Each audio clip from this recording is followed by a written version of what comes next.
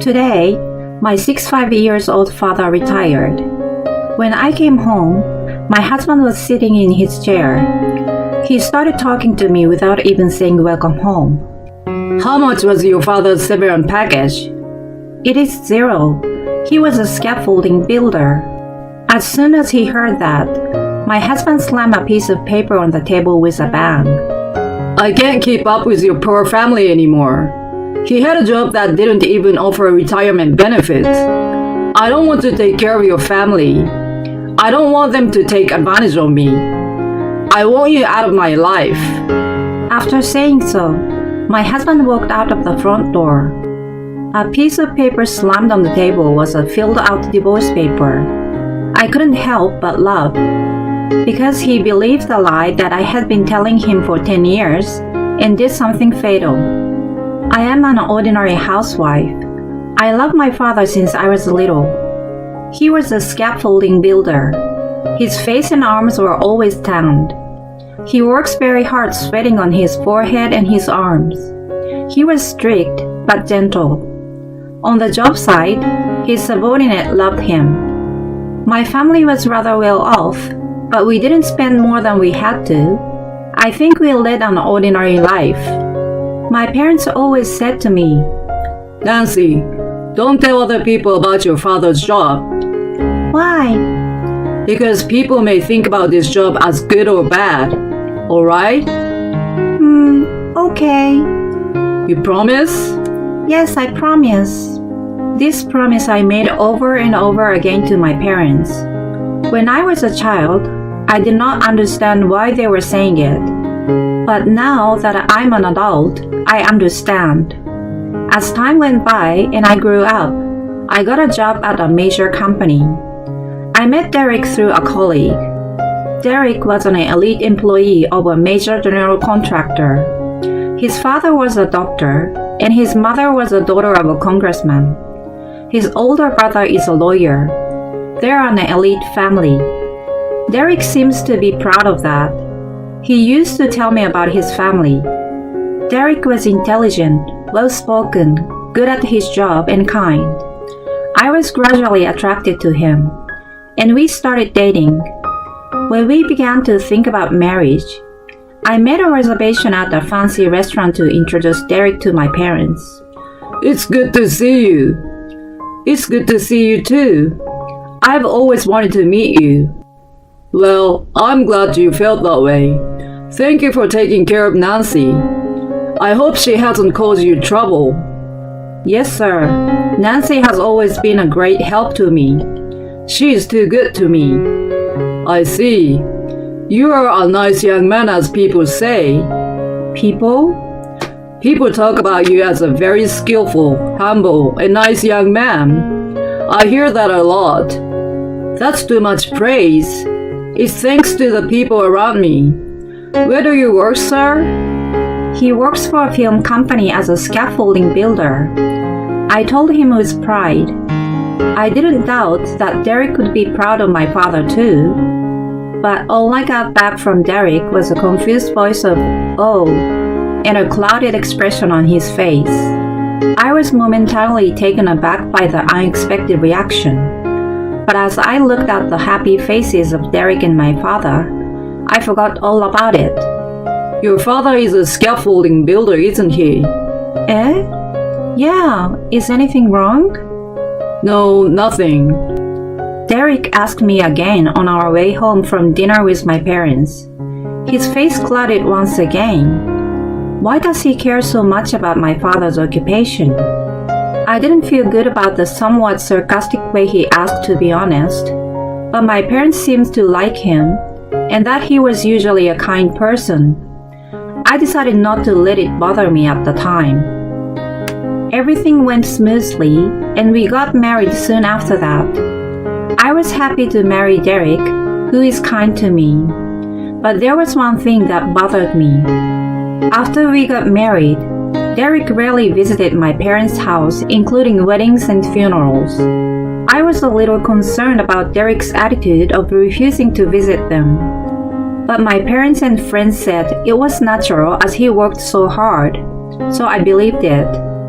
Above all, He was as kind to me as before, so I thought I had to turn a blind eye to this. I tried not to mind about it. Though we had no children, as long as we could live happily together, that's all that mattered to me.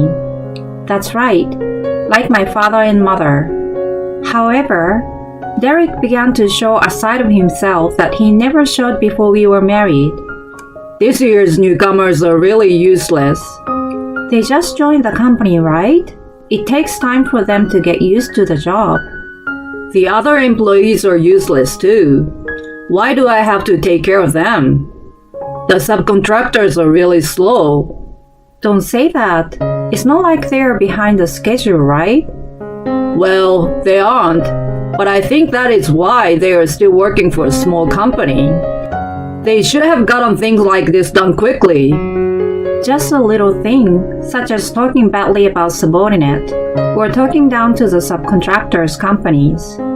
As I lived with him, my discomfort with Derek grew more and more, but I tried not to let it bother me.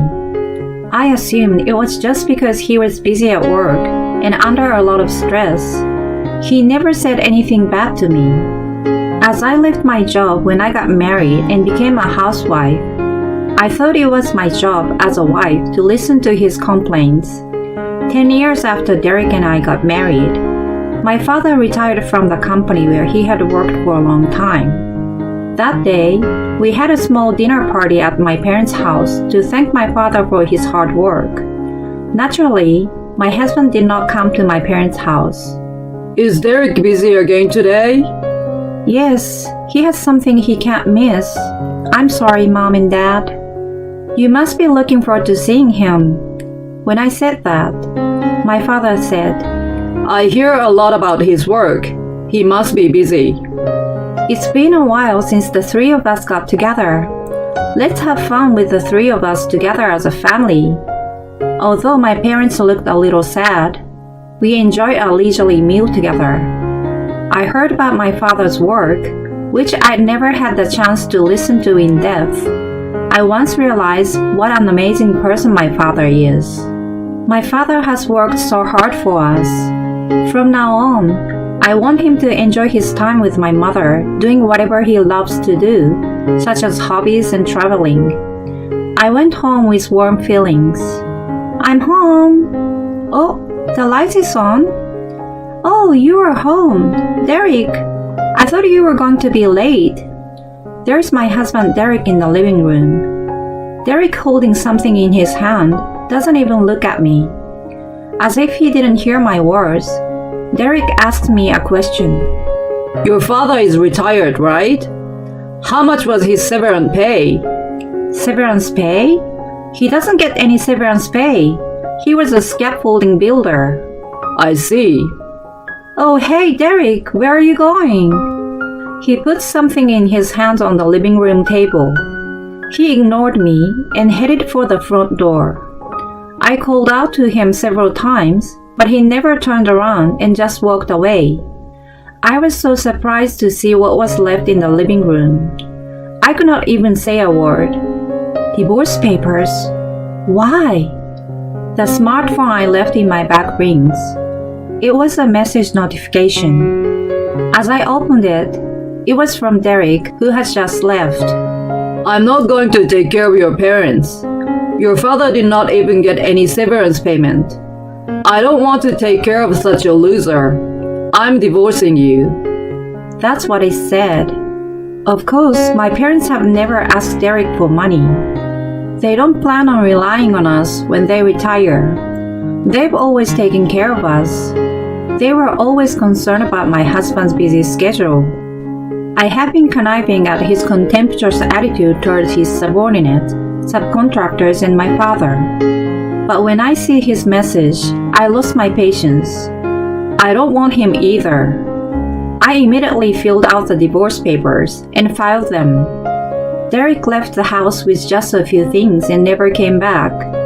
So I packed up all of his belongings in cardboard boxes and sent them all to his parents' house. I sent them without any heads up, but they didn't say anything about it. I guess Derek must have told them. I was a stay-at-home wife and had no job, so I explained the situation to my parents and decided to go back to their place for the time being.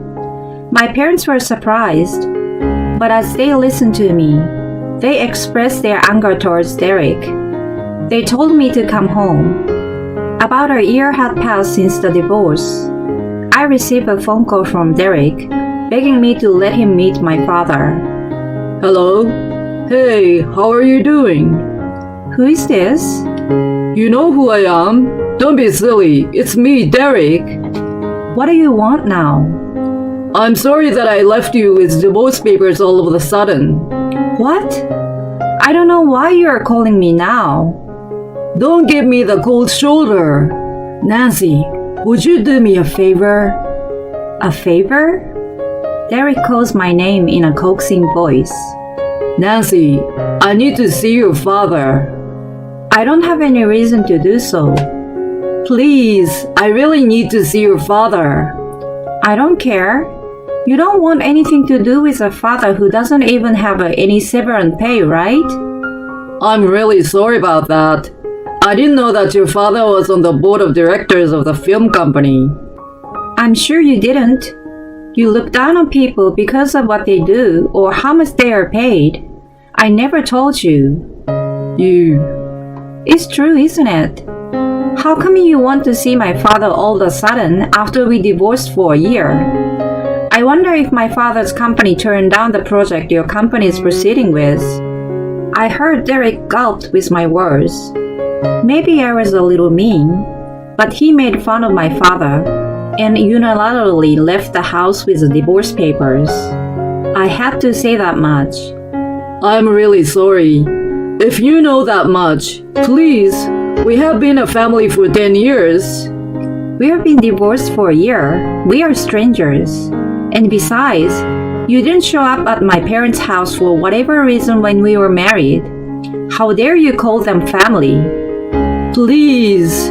No, I will not let you see my father. He seemed so desperate that he apologized over and over again. I'm sorry about that time. I'm sorry for you too. So please let me see him. I heard his voice saying it, but I hit the end button and hung up on him. My father, Carl, was an executive at the company he worked for. He was a scaffolding builder when he was young, but by the time I can remember, he was in an important position at the company. He has been friends with the president of the company since he was young. They went out for a drink in private, and they were best friends. However, my father didn't like to talk about his position to others unnecessarily.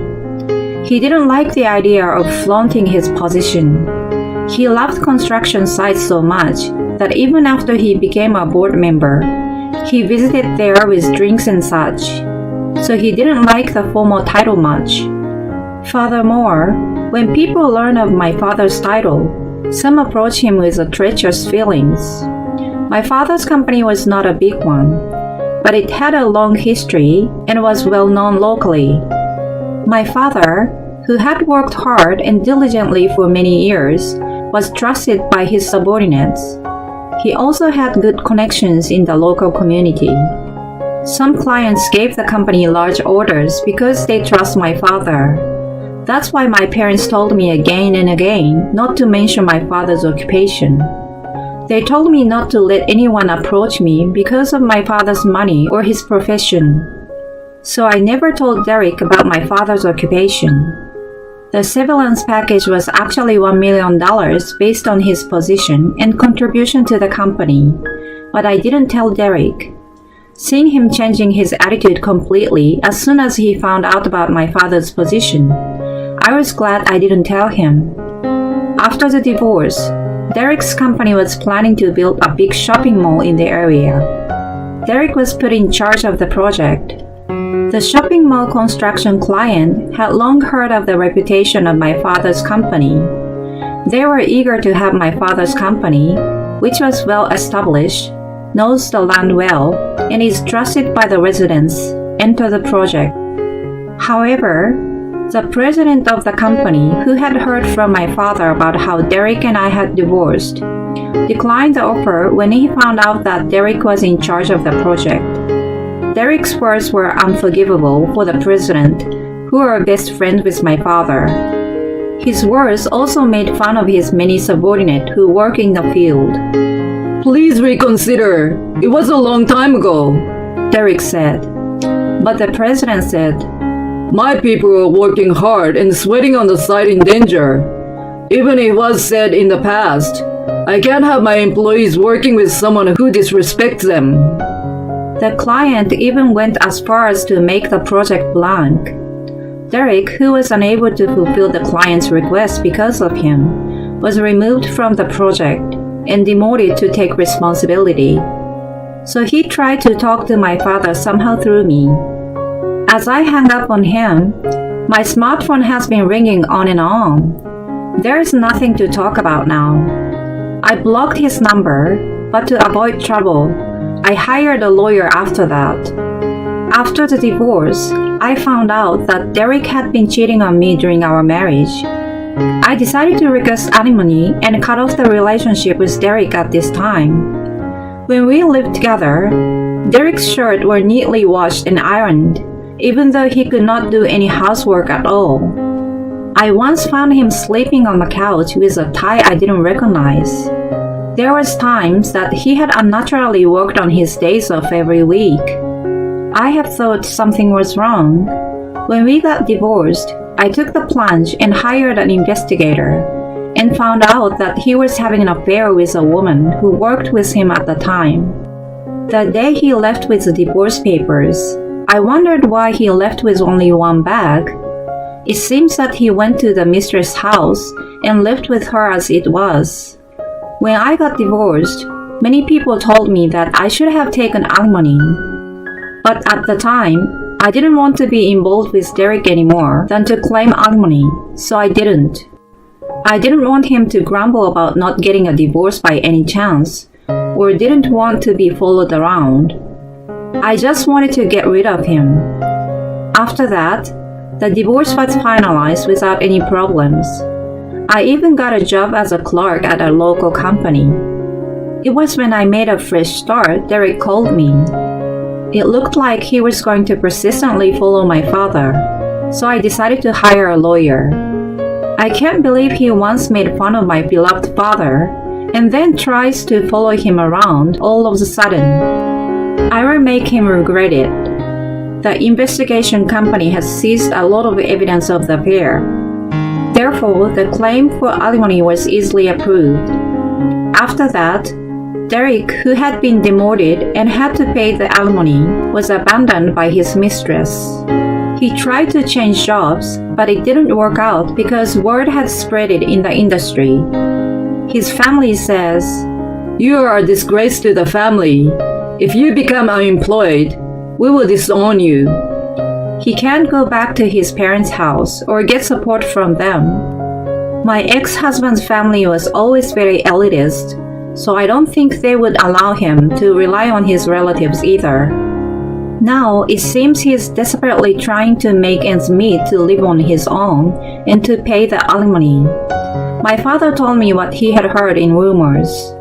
I now strongly feel that we should not look down on people or make fun of them because of their money, occupation, or title.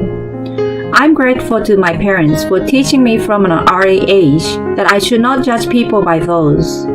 This incident made me vow once again to live my life with humility.